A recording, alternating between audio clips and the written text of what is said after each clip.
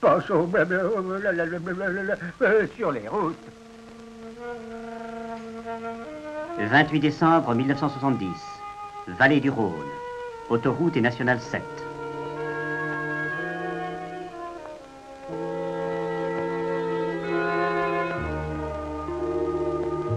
Du 28 au 31 décembre, 60 trains supplémentaires au secours des 15 000 sinistrés de la route.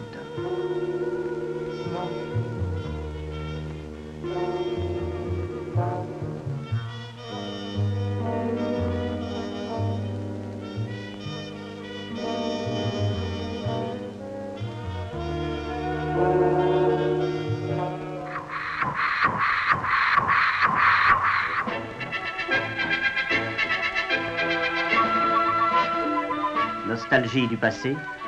Non. Mais les derniers trains à vapeur sur les régions nord et ouest. En 1972, fin de la vapeur sur l'ensemble de la SNCF.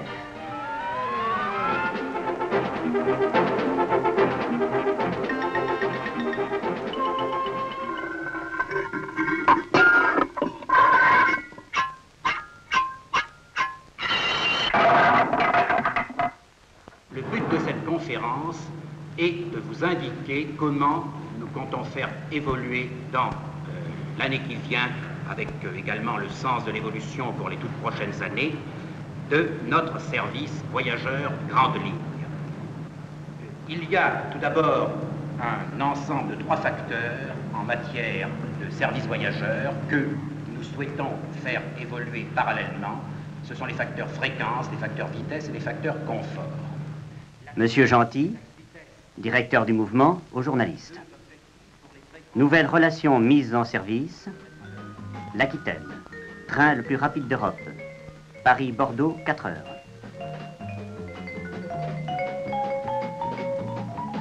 Le Rhodanien, Paris-Marseille, 6h35.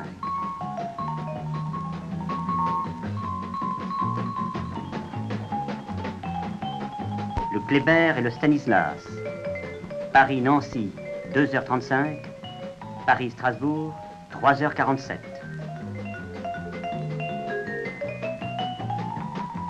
Marseille-Bordeaux, 6h17, train rapide, première et deuxième classe.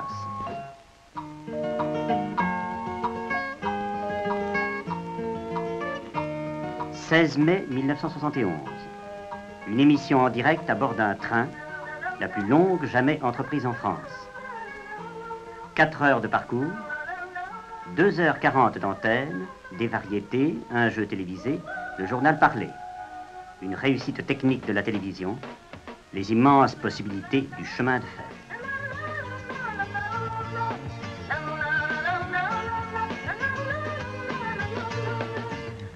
Monsieur Alias, vous êtes responsable de l'ensemble de l'infrastructure du Sud-Ouest et à ce titre, je me suis occupé des travaux du 200, de sorte qu'aujourd'hui, c'est un grand jour pour vous comme pour moi.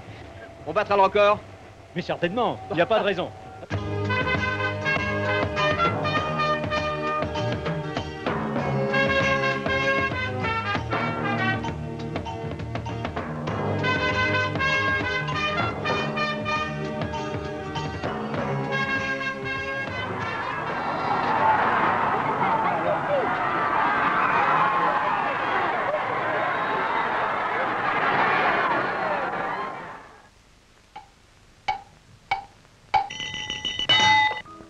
Pour les 25 000 banlieusards d'une nouvelle agglomération, Val d'Argenteuil.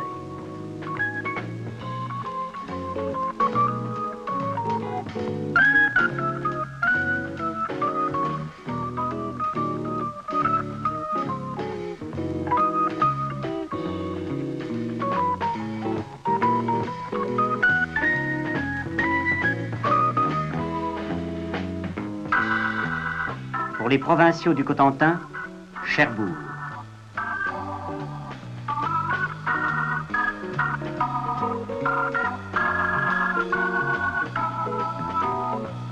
Cherbourg-Paris par le turbotrain, 2h59.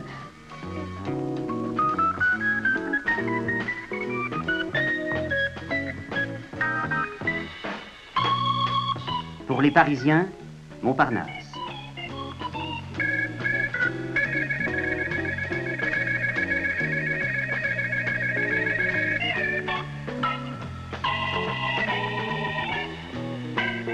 Pour Saint-Lazare en rénovation, un snack-bar inauguré en présence de hauts fonctionnaires de la SNCF.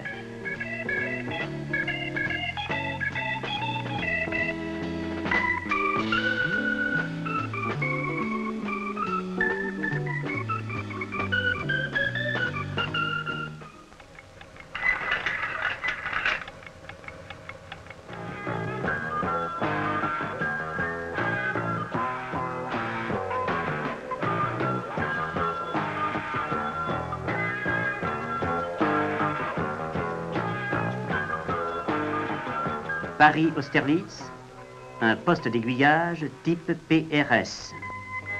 400 itinéraires, 1000 mouvements journaliers. Auparavant, arrivée et garage d'un train, 8 postes d'aiguillage.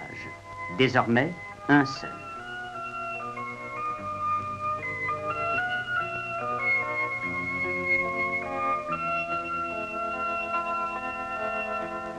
Monsieur Weber, quelles sont les raisons qui ont amené la SNCF à électrifier en équipement léger la section Longeray-Annemasse? Eh bien, ces raisons sont bien sûr les raisons générales qui sont valables pour toutes les électrifications.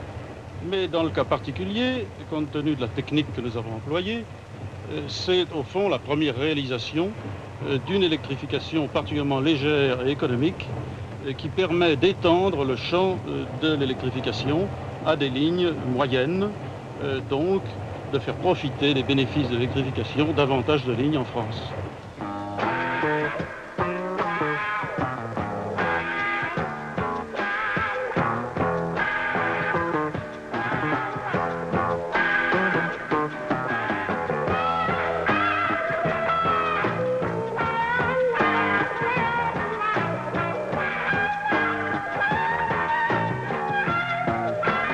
À Ciblin, au sud de Lyon, un triage à l'échelle de l'économie régionale Rhône-Alpes.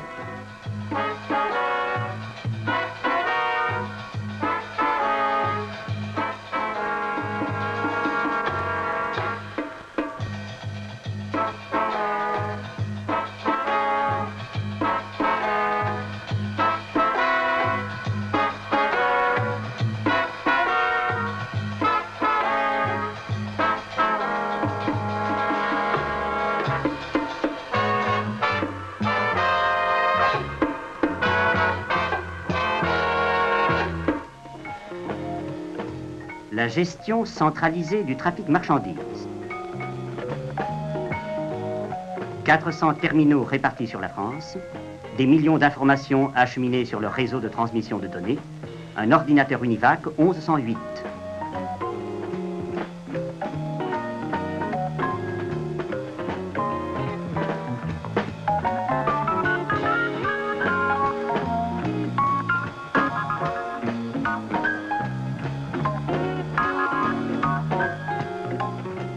Il m'a semblé normal de convier nos amis à la présentation du nouveau portique de manutention dont nous venons de faire l'acquisition.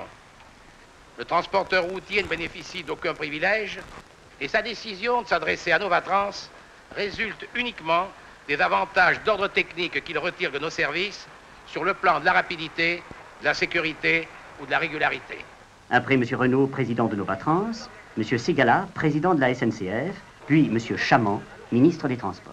J'ai voulu marquer l'intérêt que les pouvoirs publics portent à une forme de coopération entre le rail et la route tout à fait significative.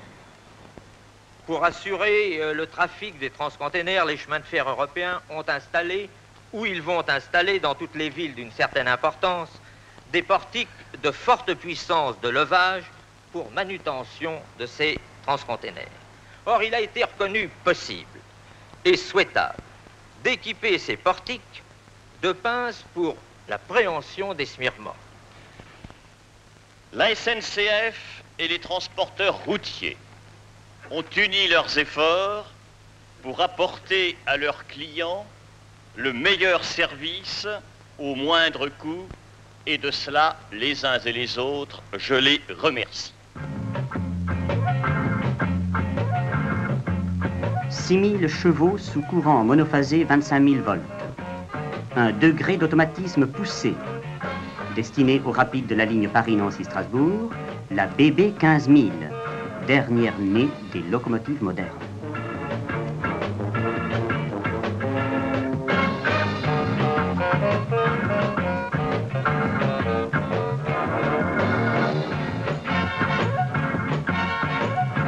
L'autre, Sidus. Ah,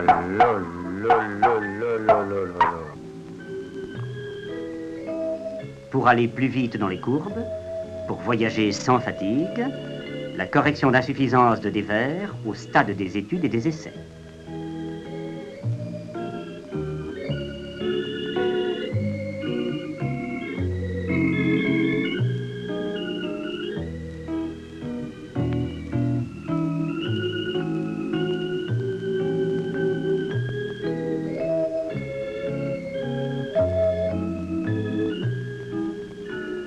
Un turbotrain prototype expérimental à transmission électrique.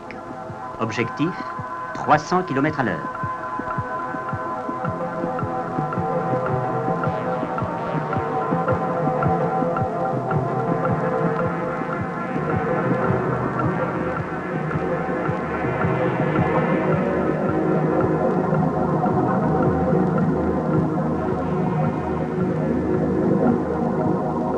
Le matériel de l'avenir.